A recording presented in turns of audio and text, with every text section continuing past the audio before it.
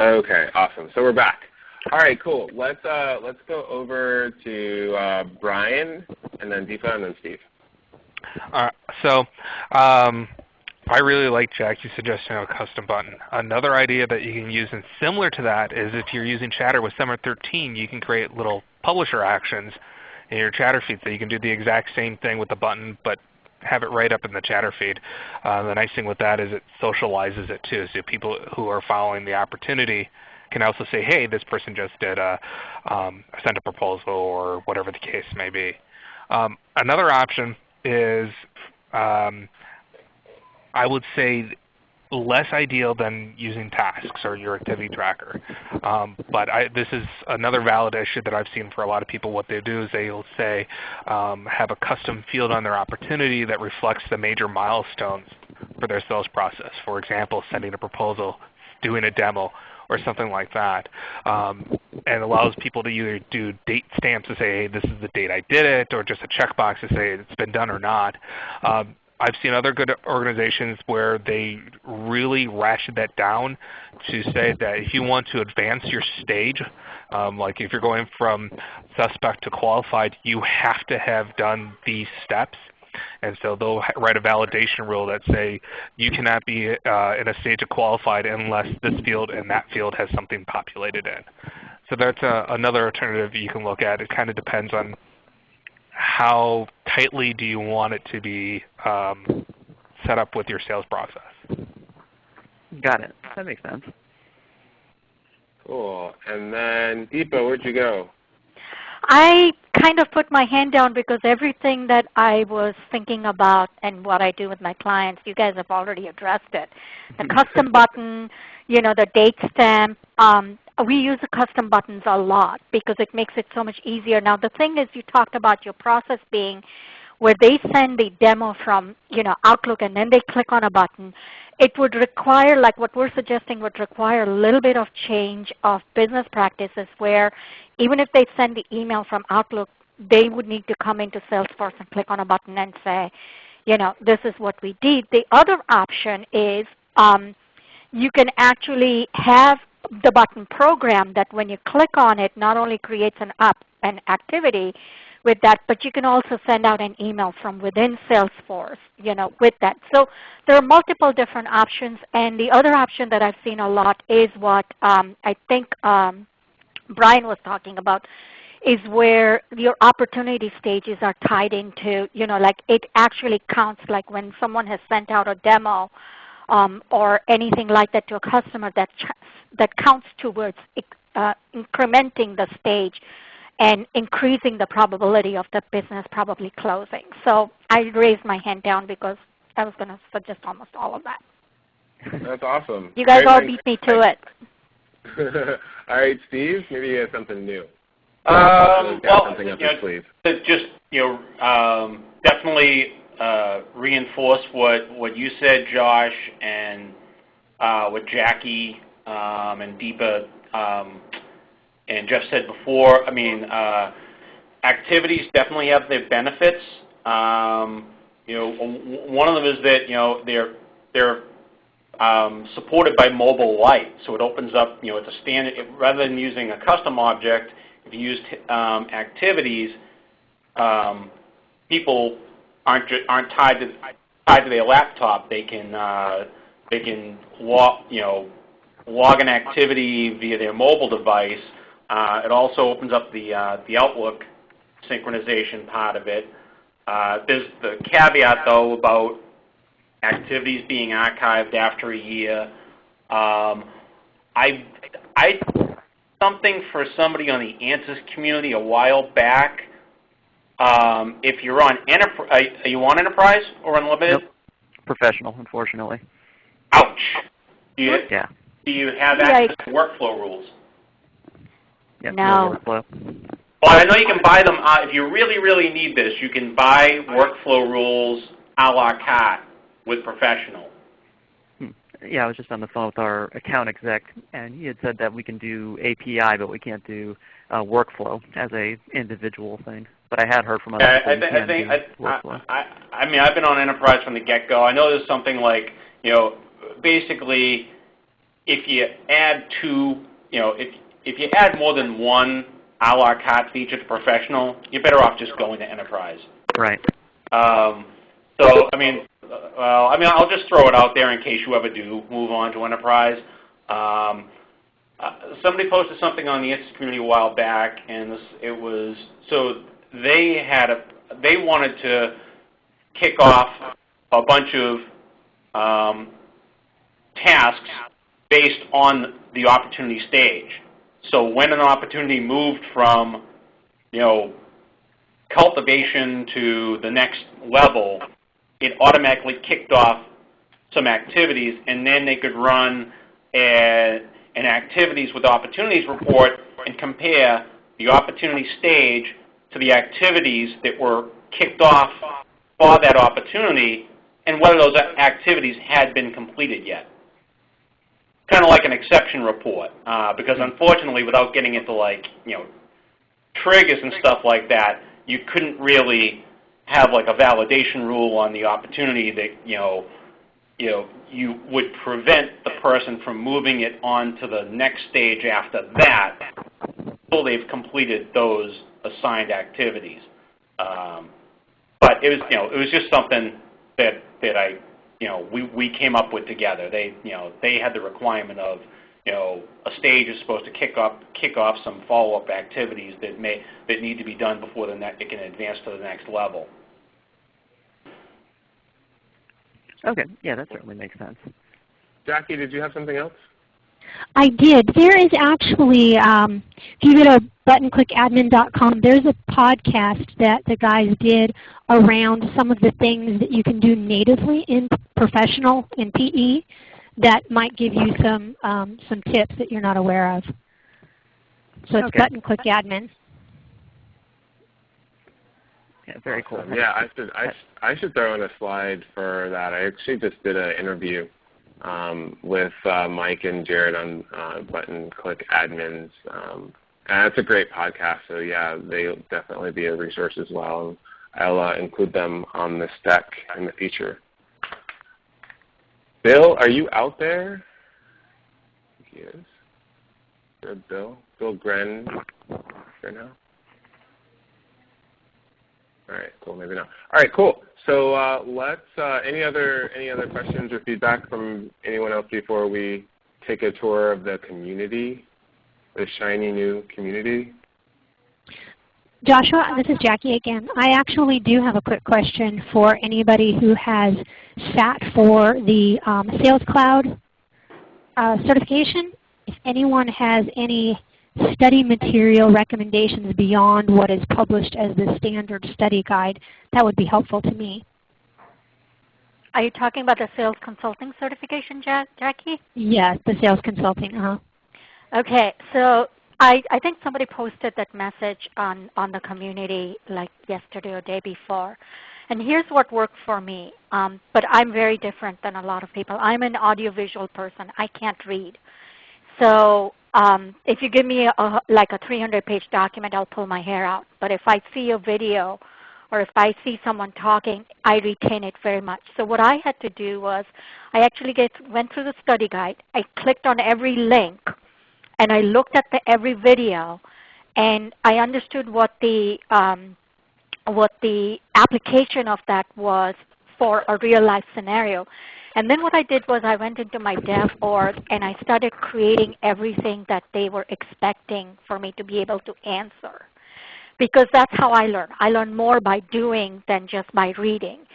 But that also gave me a lot of practice, and I was able to pass. I mean, I did take the full hour and 45 minutes during the exam, but I was able to pass the exam without a problem. So if you're the kind of person who learns a lot by doing, I'm going to recommend look at the videos and then go do it. And there were a lot of questions around the portals and Salesforce to Salesforce. And so I think with the advent of communities, I'm assuming there's going to be a lot of questions around internal communities as well. So if that's how it helps you, I would recommend doing that. But that's how I work, and I don't know how you work.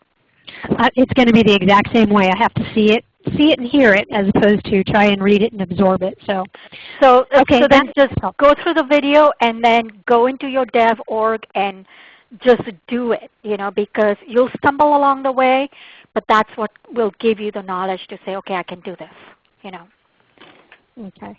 And then come up with any business scenarios that you can come up with. Like, I don't know, you said you're an independent consultant like I am, right? Mm-hmm, yes. So think about a client that has come to you and said, given you a 6-page document, and here's my requirements document. Take one of those and try and reproduce it in your dev org. Sure. Okay. All right, that's what helped me. Thank you. Cool. Awesome. Well, I think pretty much everyone on the call has probably seen the communities, but I wanted to just quickly give a tour of it. I know Erica can probably do a much better job of it than I can, but I really wanted to point out how sexy and sleek it looks, and it's mobile, so you can also look at browse to success.salesforce.com on your mobile device, and it will show mobile friendly. So the ideas as well as the questions and answers are now mobile friendly. So I used this the other day when someone asked me a question about something on the App Exchange, and I was able to go through here and actually look at that. So that was pretty cool. Lots of familiar faces here. These are a lot of superstars in terms of answers on the community, so that's pretty cool. But the biggest thing that I love about the new communities is that we now have a place to collaborate that's integrated with the community. So, and that's under the collaboration tab. So every person who has a Salesforce login actually has access to the community, and you can do it. You can access that profile by logging in and logging out. The one thing I will say that is if you go to success.salesforce.com and you are currently logged into a Salesforce org, it will attempt to log you in as that org that you were last signed in with, which is not always desired.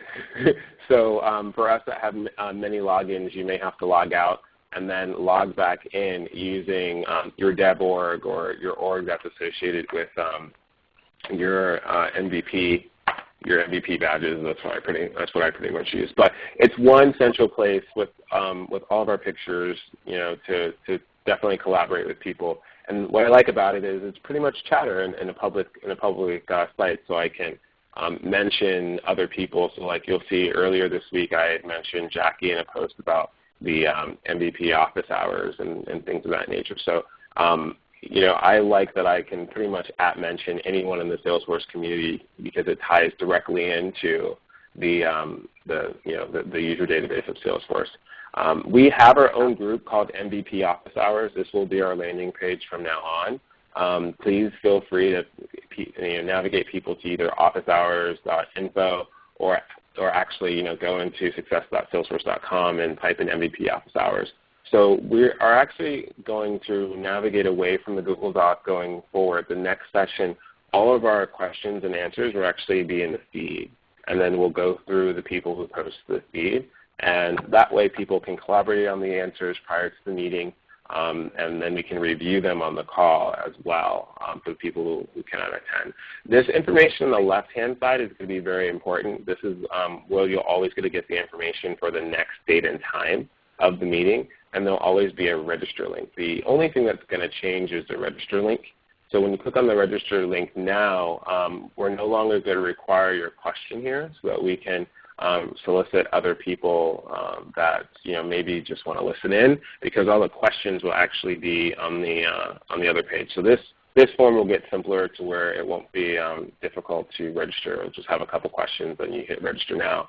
And then that way, when you register through here, you'll get your invite on your calendar so that when the date and time comes up that you can attend. I feel like that's also sort of ties into attendance as you register, but then you forget the date and time. So if you register here, it will automatically place that on your calendar, give you the ability to place on your Outlook or Google Calendar, which is pretty cool. So feel free to post in here if you have any questions, any feedback on things better. Periodically, we'll do polls. But I really like the fact that I don't have to build something custom in order to collaborate with all you guys, and I think this group will grow we already got 107 members. So what's awesome about it too is I can definitely just post in here, and an email message goes out based on their settings and preferences, leveraging the community about what's happening in the group. So this is pretty cool. I don't think we've even had 107 people attend, but all these people know about Salesforce MVP Office Hours, which is pretty cool. So that's a little quick tour. It probably didn't do all its justice. One thing I like is it's all one site. Ideas is in there. All the user groups are also there as well. And it's got a really slick new UI. I think it renders awesome in an iPad, and they've got the known issues with user groups. So user groups, similar to the same thing, just like the MVP Office Hours groups, they will have a chatter group for themselves. So if you click on it, you go into the user group. So this allows user group members to and leaders to keep in, to collaborate with their user group members without having to do like lots of email communication like we were doing before. They're all in one chatter group. It's going to be easy to collaborate with them in that fashion. So they are all private, so you do have to ask to join, and then the leader accepts you, and then you'll be able to collaborate with the rest of the people in your region. Anything I missed, guys, about, or does anyone have any other success stories with Chatter in terms of what they like and what they see useful about it? Everyone thinks it's hot and sexy, right? Well, yeah, we figured you didn't have to say it. It was just implied. All right. Is Megan still on the line? Megan, have you taken a look at the new community's website yet? I have, and I'm really excited to use it. We don't have Chatter turned on in my organization, so this is a good way for me to get to start testing it and using it myself. Yeah, absolutely. Okay, cool. So the last thing that I just want to tie up with before we get to a Q&A session is we're actually going, as you see, the attendance is sort of light. I think that's going to increase because I'm going to invite the people who have attended other MVP Office Hours now that we have some type of platform. And we have landing pages, and we also have a list of the people who attended. So I'm going to invite them to attend the next one, and then I think the attendance will grow and grow and grow. But until then, we're actually going to split the MVP Office Hours into two sections, like identified on the additional slide, which I think you can see now. I'm not sure. Can you see do you see the slide now? Yes. Yes. Yeah. So if you look at the bottom left-hand corner of the slide, the first half hour is going to be related to Salesforce. So this is all going to be like normal SFA, so accounts, contacts, opportunities, things like that. And it's a quick way to identify, hey, listen, we're going to talk about native CRM for the first 30 minutes. And then the second half hour is going to be related to Force.com. So I expect to solicit some of the participation from our Force.com MVP. And they will be also on the line, and the developers will join the second half hour to sort of talk more geek and more high level around Force.com, which will probably bring the conversation to Apex and Visualforce. And I think that that's a great way for the admins to stay on for that second hour to sort of understand some developer concepts or some developer problems or gotchas and learn from what the developers are talking about. And then as it grows to where maybe one of the two topics actually takes more than the 30 minutes, we'll probably just split them out, and we'll have separate MVPs do the Force.com MVPs, which is going to be all custom implementation that's non-declarative, and then we'll have the Salesforce.com MVPs just flow back, whatever their preference is. I mean, we do have a lot of Salesforce MVPs that know a lot about Force.com, and we also have some Force.com MVPs that are also very knowledgeable about native Salesforce as well. So we just want the ability to have customers know what they're going to get when they join. And we want to start including the Force.com people because they also have expressed interest in this service as well. Any questions about that? No, sounds cool. Great. All right, awesome. So as always, we have about 15 minutes left, so if anyone has any other questions, we can certainly have them, but I like to cut these short. If there's not a need, we can give people 15 minutes back in their day. And I would appreciate it if all of you guys would be able to still talk about it, chatter about it, tell them to go to officehours.info. We really want to increase the attendance and get the ball rolling on this a little bit more. Hey Josh, I got a ReadyTalk question for you. Sure. Is there a way as not the host to be able to see who the current participants are that are logged in? That's a good question. I don't think so. They're in the Google Doc right now, if you wanted, if you cared. I'm not sure because I'm not a ReadyTalk expert. They're actually really good friends of the community, so I'm the guinea pig for their newest tool, so I'm still learning myself. I do not know the answer to that question, unfortunately. Let me try making you, is that Brian? Right? Yeah, that's Brian. Let me see if I can put you to co-present. I see chat, raise hand, full screen, but I didn't see anything else. Let me look at options. Yeah, I don't see anything either. And recording current for sure. Okay, cool. So if no one has anything else, thank you very much for joining. We'll give everyone 15 minutes back today, and we'll see you guys in 2 weeks. And between now and then, if you are interested in ever hosting a MVP office hours or helping me out with moderating it, let me know, and I'd be happy to share some details with you. All right. Thank you, guys. All right. Bye, guys. Thank you, Thanks a Joshua. lot. Friday. Bye-bye. Bye, everyone. Bye. Bye.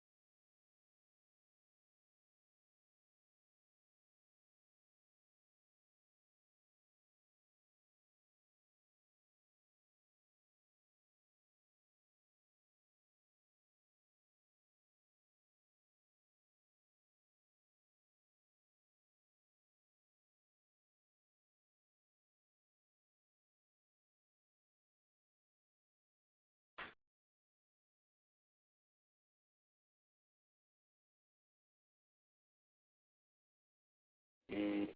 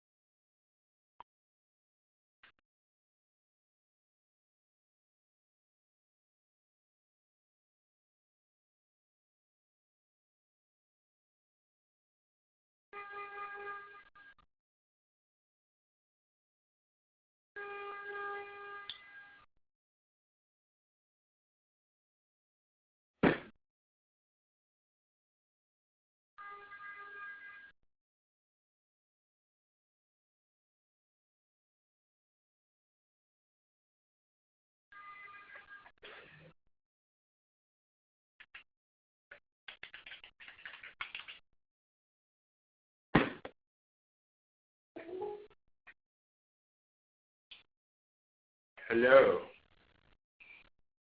Good, how are you? Yeah, so there's an SOW being sent out for paid scoping. I think Jeff and Andrew have been talking about it. I am only probably available until the end of September, so I think that's been communicated to Jeff. Yeah, should be pretty interesting. I am excited, beyond excited. So I'm pretty excited about it. I'll be doing some essay work.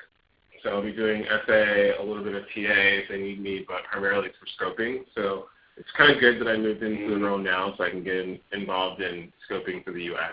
and figure out how to convert that to pounds. So pretty interesting transition, but I'm excited about it. Yeah, but I do want to, take care of RHI's and needs for scoping when you guys get that signed. I just want to talk a little timing because DICE is scheduled to end probably for me like third week in August. They go live on the 3rd, and then I'll probably do post-election support for like 2 weeks. So the sweet spot for me to pay attention to RHI is going to be the second to last week and the last week of August because I have to be in San Francisco anyway. Is that too early or too late?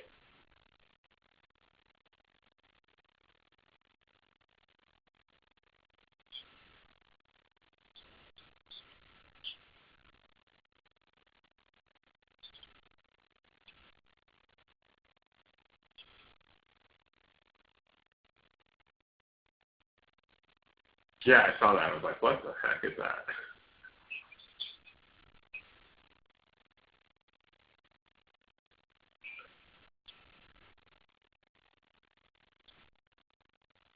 All right, cool. Well, do they have any outstanding needs today? Okay.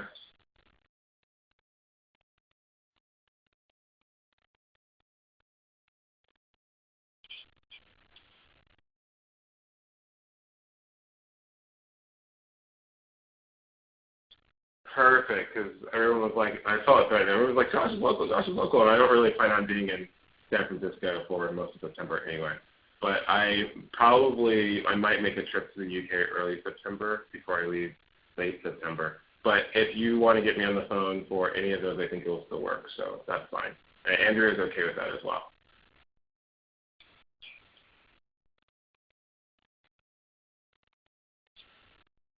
Okay, we have no idea when we're going to start or what we're going to start on, right? All right. Well, we'll play it by ear. Then I think we're pretty much set. Just wanted to make sure that it didn't have to be local, and that you were okay with the time frame. And then afterwards, we'll just figure something out if they come up with stuff after the fact, which I still might be available, but no one wants me to say that. So you've got me until the end of September.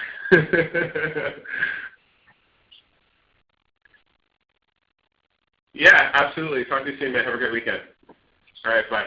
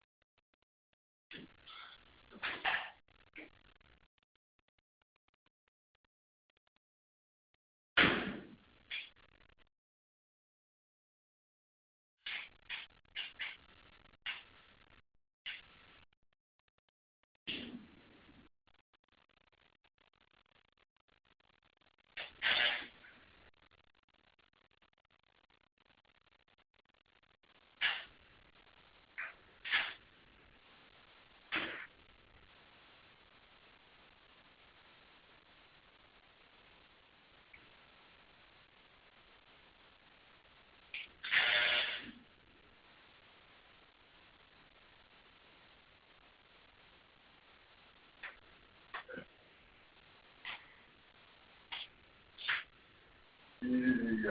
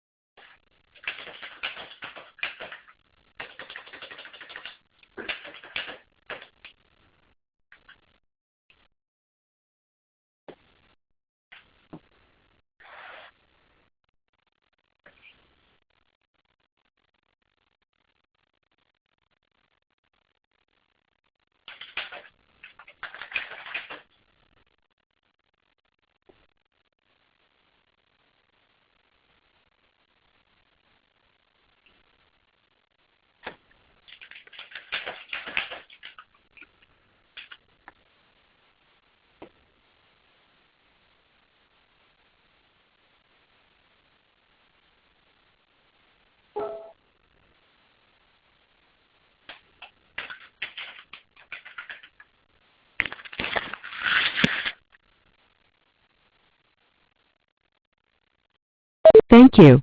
Please stand by.